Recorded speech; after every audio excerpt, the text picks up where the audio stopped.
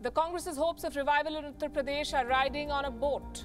The one being steered by its new General Secretary, Priyanka Gandhi Vadra. She kicked off her campaign in Uttar Pradesh with a Ganga Yatra on a boat. It's a 3-day event. She will cover key locations in eastern UP. Priyanka Gandhi will travel a total of more than 100 kilometers, and along the way she will interact with people who live on the banks of the Ganga. It's basically a campaign to keep the Congress afloat. Uttar Pradesh sends the highest number of MPs to the Lok Sabha, 80 in all. The grand alliance with the Samajwadi Party and the Bahujan Samaj Party has failed to take off, so the Congress is sailing alone. Even the Bhim army has ditched them. Remember, Priyanka Gandhi met their chief in Meerut in a hospital last week. Now the Bhim army has ruled out an alliance with the Congress party. The only concession they've got is this: the SP-BSP combined will not field candidates on 2 seats, Rai Bareli and Amethi, both Congress bastions. The Congress tried to return this favor on 7 seats. The Congress left these seats for SP, BSP and RLD. Listen in. Congress party आज गठबंधन के साथ ही Samajwadi party, Bahujan Samaj party और राष्ट्रीय लोकदल के लिए हम इन तीनों के लिए 7 सीटें छोड़ रहे हैं.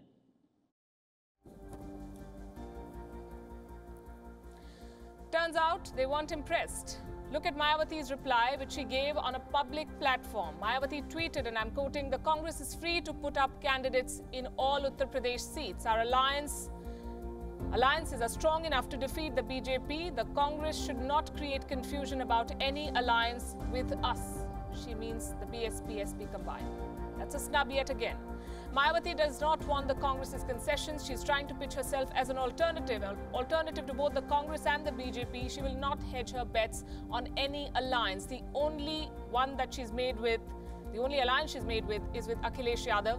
The 2 leaders will hold 11 rallies together starting from the 7th of April.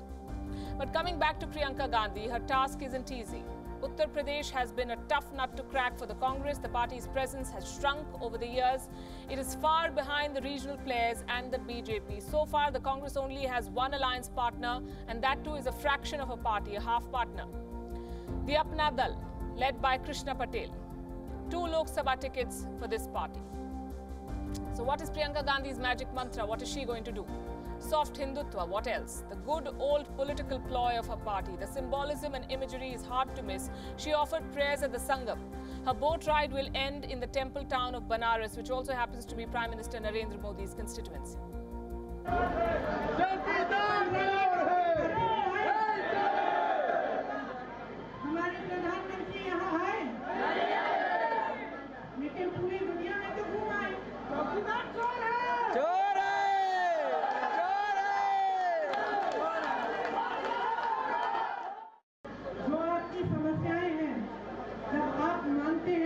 सुलझाया जाए, ये आपका अधिकार मांग रहे हैं, अपना हक मांग रहे हैं. सरकार किसी की जागीर नहीं है, देश किसी की जागीर नहीं है कि आपको जाके उनके सामने अपने अधिकारों की भीख मांगनी पड़े. It's not just Uttar Pradesh. The Congress has failed in another state, and this is West Bengal. Weeks of talks came to nothing in the end. The CPIM says that it will wait to make any comment till it gets official confirmation from the Congress party. Nevertheless, the left has announced candidates for 25 seats in West Bengal in its first list. The Congress was left with only 17 seats, which they did not accept. The alliance was always a contradiction. The left had come to power in the state, taking on the Congress party, and until Mamata Banerjee emerged as a challenger to the left, it was the Congress which was the left's arch rival in the state. The other thing that killed an agreement was the left front announcing names of Congress candidates. In the list of the left front, Karim was mentioned as a candidate for Birbhum constituency. It did not mention which party he would represent. Was this the idea of the left to force more defections from the Congress party and weaken it? We don't know.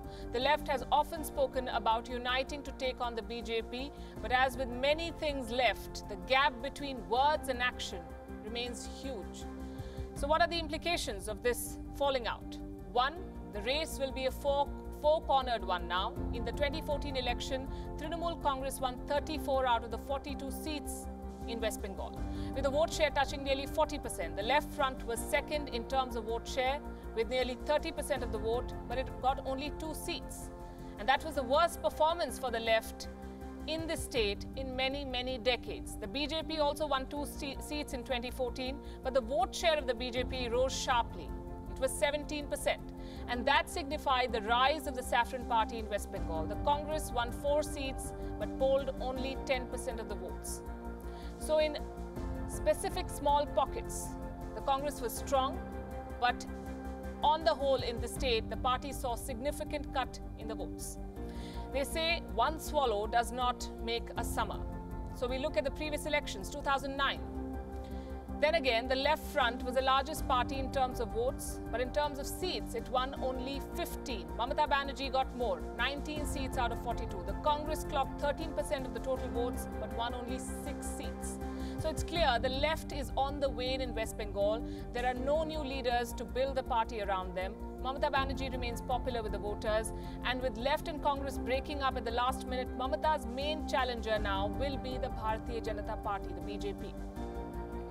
Besides, the breakdown of the Congress-left alliance would also divide anti-BJP votes that could work in favor of the BJP. Change, they say, is the only constant. Politicians in this election season are taking this to a whole new level. The number of them switching sides is astounding. The reasons are the same for all. Unhappy with seat sharing, miffed at being denied a ticket, personal rivalries, political gamemanship, opportunistic politics. It's the same story with every party. So let's bring you our defectors list. Senior BJP leader B.C. Khanduri's son, Manish Khanduri, has joined the Congress. Now, B.C. Khanduri is an old BJP hand, member of parliament and former chief minister of Uttarakhand. But lately, there have been differences. Last year, Mr. Khanduri was removed as a chairperson of the Parliamentary Committee on Defence. His son's shift is clearly advantage Congress. 2 other sitting MPs have left the BJP. Shama Charan Gupta from Prayagraj and Ram Prasad Sharma from Tezpur. Gupta's resignation is no surprise. He sided with the opposition on demonetization. He will contest from the Banda constituency for the Samajwadi Party. Ram Prasad Sharma of Assam was denied a ticket. His daughter was arrested in a job scam. He hasn't joined any party yet. And this is the IEW switch meter. Who's going where? That's what we are tracking. Not all bad news for the BJP here. It gained some in Odisha, the state where assembly and general elections will be held together. The Biju Janata Dal, the BJP and the Congress are all finalizing their lists. So candidates who are not optimistic about getting tickets are defecting to other parties. More than half a dozen leaders have joined the BJP in Odisha and West Bengal. But defection is not a one-way street. Former Chief Minister and senior Congress leader Hemananda Biswal's daughter, Sunita Biswal, joined the Biju Janata Dal. 2 BJP leaders have also joined Naveen Patnaik's party. The challenge for political top bosses this time is as much to win votes as to retain their flock. And the lists are coming out. Let's look at the big announcements. The candidates who have finally got tickets. The NDA has announced the distribution of Bihar's Lok Sabha seats. BJP and Nitish Kumar's JDU will both contest 17 seats each, while Ramvilas Paswan's Lok Janashakti Party will contest 6. Now, a closer reading of this announcement shows that the BJP will contest from regions with significant upper caste voters, so they're playing to their core strength. The JDU, in fact, is contesting from seats with OBC votes. Now, among the 6 seats given to the LJP is Nawada. Nawada is currently held by Union Minister Giriraj Singh, and reports show that he is not happy about it. There are talks of Giriraj Singh being fielded from Begusarai. BJP's Shehnawaz Hussain has Bhagalpur, and that seat has been given to the JDU, while the JDU's Darbhanga seat has been allotted to the BJP. So a lot of changes this time around. There could be differences due to the seat allotment, but on the whole, it looks fair to all the parties in this alliance. Down south, both the AIDMK and the DMK have come up with their lists, and nepotism seems to be the flavor of the season. 3 former DMK ministers have fielded their sons in the list, which includes Kanimori for the first time. Kanimori is contesting from Tuticorin and will take on BJP State President Tamilsai Soundararajan. The DMK's list has only 2 women candidates, and even that is more than the 1 seat given to a woman in the AIDMK list, which contains O. Paneerselvam's son. For long, other parties in the state blamed the DMK of nepotism. But when it comes to elections in Tamil Nadu, family comes first, always.